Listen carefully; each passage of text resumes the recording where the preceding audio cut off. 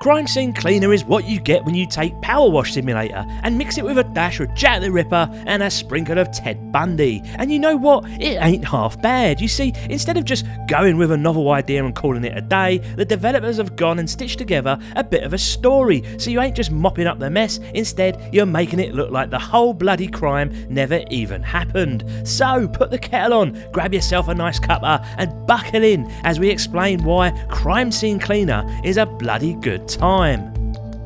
Crime Scene Cleaner ain't exactly a brain bender. You rock up to a crime scene where some poor sods have been murdered, usually in a gruesome way, and your job's to scrub away the evidence. But it ain't just about mopping up red stuff and shifting a few bits of furniture. God no, here you're going to be chucking out the rubbish, bringing the bodies to your truck, and making sure everything is showroom-esque come its end, so that no one is wiser as to what went down. What I particularly liked is how the game has a good go explaining why you're up to your elbows in this grisly business. The short version, your little girl is as sick as a parrot, and because you're in the good old US of A, the healthcare system's going to drain you faster than a night with Riley Reid. So you end up getting cozy with a top dog gangster whose shroud of carnage keeps you knee deep in work. And I've got to say, lads, it brings back memories for me and Johnny Two Shoes, this one. So between each job, when you're back at your own gaff, you'll get a ring from a big dog gangster laying out the next dirty deed you need to complete. Sometimes you'll even get a little cutscene showing the crime going down, you know, just to remind you what a lovely line of work that you signed up for. You can also poke around your apartment, interacting with bits and bobs that fill in a bit more of your sorry tale. The best part is all fully voice acting, and whilst it ain't exactly Oscar worthy, it's decent enough. The main bloke's got a voice that's a dead ringer for Hugh Laurie from House, and once you've taken on a job, brace yourself, because some of these missions will have you grafting for up to an hour, and there's about 10 of them in total. For a game that'll only set you back $20, that's pretty fair value if you ask me. When you first rock up to a crime scene, I've got to admit, it threw me a bit for a loop. Now you might say this game's gunning for a bit of dark humour, and it's there, sure, but there are moments that made me feel a tad queasy, and even for a veteran like myself, that is saying something. You start worrying about the mental state of the devs when you see stuff like teenagers who've been shot dead while playing video games, or women strung up like bloody Christmas decorations while some nutjob uses their blood to paint his latest masterpiece. And let's not forget the poor sod getting tortured just for shits and giggles. Now if that last bit hasn't set the YouTube police on my tail, I don't know what will. This channel is all about a bit of banter and a cheeky wink, but even I'm thinking twice about showing some of the nastiness on display here, as I don't want to send the snowflakes into a meltdown. It's not a horror game, but it's definitely one that gets under your skin and it makes you feel a bit queasy. Now everything I just said there is not a negative, that's not a bad thing. In fact,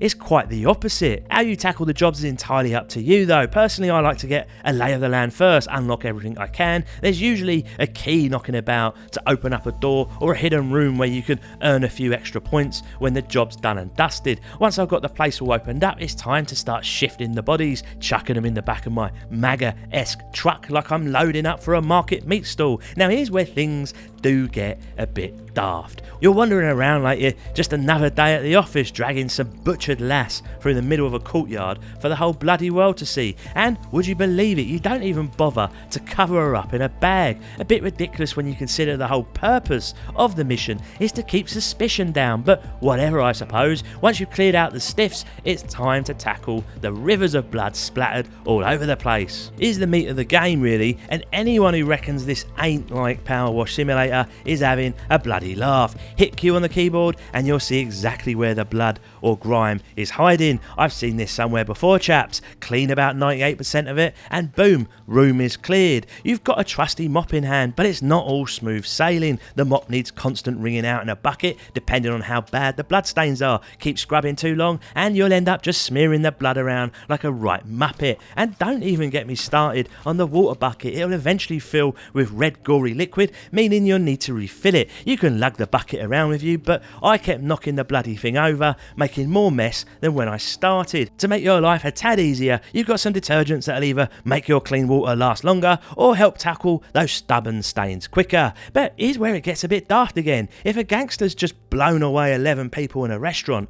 why, in the name of all that's holy, are you showing up with just 3 bottles of bloody detergent? Shouldn't you be hauling in the whole aisle worth from Aldi? Comparatively, the cleaning in Crime Scene Cleaner is far more forgiving than in PowerWash Simulator. You don't have to faff about looking under railings, wedging your sponge into every little crevice, or practically licking the steps clean. The blood splatters here are big, bold, and usually wiped away with ease. Now personally, I'm all for that. PowerWash Simulator had me pulling my bloody hair out, but on the flip side, my nutty mate prefers the intricate detail of PowerWash Simulator over this one here, so it's apples and pears really, just a matter of picking your poison. The game throws a few more tools your way just to keep things interesting. You've got a sponge for helping to avoid smashing up the ornaments or glass on the shelves, because if you do, you'll have to clean up that mess too. There's a power washer for those hard to reach spots like the ceilings, and you've got lamps for those dark, dodgy areas. The UV lamp's a handy bit of kit too, showing you all the stains,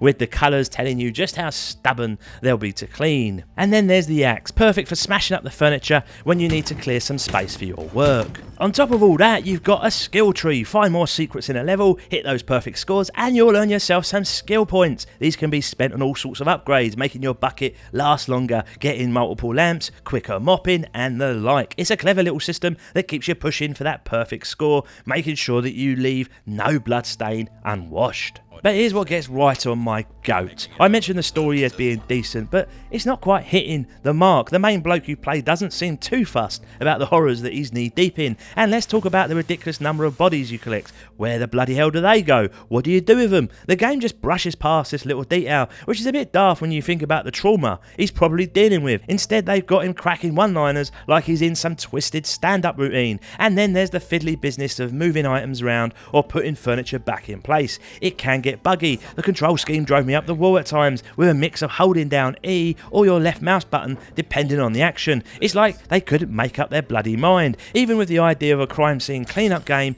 they could have done so much more here to really elevate it. Imagine if making too much noise had the neighbours getting suspicious, or if there were more tools at your disposal, like where's the bleach, lads? Any forensic analyst worth their salt would be having a wet dream here. The issue is it ends up feeling more like a cleaning sim than a proper crime scene game, and they had a cracking concept here, but it just doesn't quite go that extra mile that it is so capable of achieving. Graphically, it's very good. The blood, thankfully, actually looks like blood, not some tomato sauce knockoff, and when you're mopping it up, I love how it gets smeared around when you haven't rinsed your mop head. That's what she said. The attention to detail on each map is brilliant too. There's plenty to see, with the houses looking like real people live there, not just some stage set. One of my favourites was the pizzeria. It had back rooms, alleyways, and the main area to clean up. It felt like a nice Italian eatery. The materials in the game look great too, especially in a genre of this nature. You've got high to mid fidelity models like those plastic rubbish bags with that yellow vinyl sheen. It's spot on, it is. The lighting's decent too, adding that moody dark vibe that really sets the scene,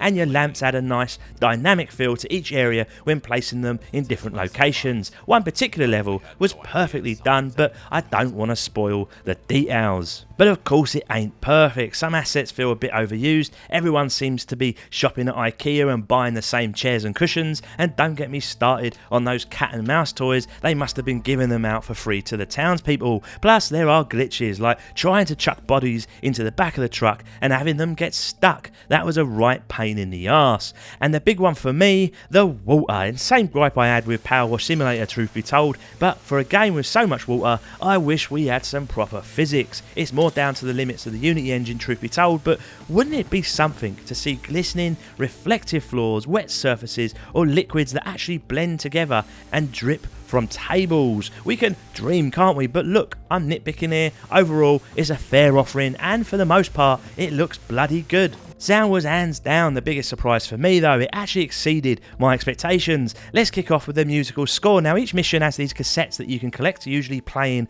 on a speaker nearby in various rooms. They've gone with a classical vibe, giving off that creepy, sophisticated feel like something straight out of the movie Seven. It definitely adds a bit of style to the proceedings, and I gotta say, I love that they found a way to slip music into the game where most other games in this genre just skip it altogether. Then there's the sound effects. Whilst not mind-blowing, they're more than passable. Every swish, swipe and thud feels like it's hitting the mark. I've got a particular soft spot for how sopping wet, ho-hum, the mop sounds when it's drenched in blood. And even though I'm a bit on the fence about the voice acting and what it brings to the table, it's a real treat nonetheless to have a fully voice acted game in a simulator. PowerWash Simulator always felt a bit dry, badum, in that department, and for me, Crime Scene Cleaner really nails it. Scoring a game like this is always a tough one because you either love these games or you don't. I mean, it really is as simple as that. If you're a fan of PowerWash Simulator, then this one is right up your alley. Just know it's a bit more simplified. It lacks any multiplayer and the jobs are shorter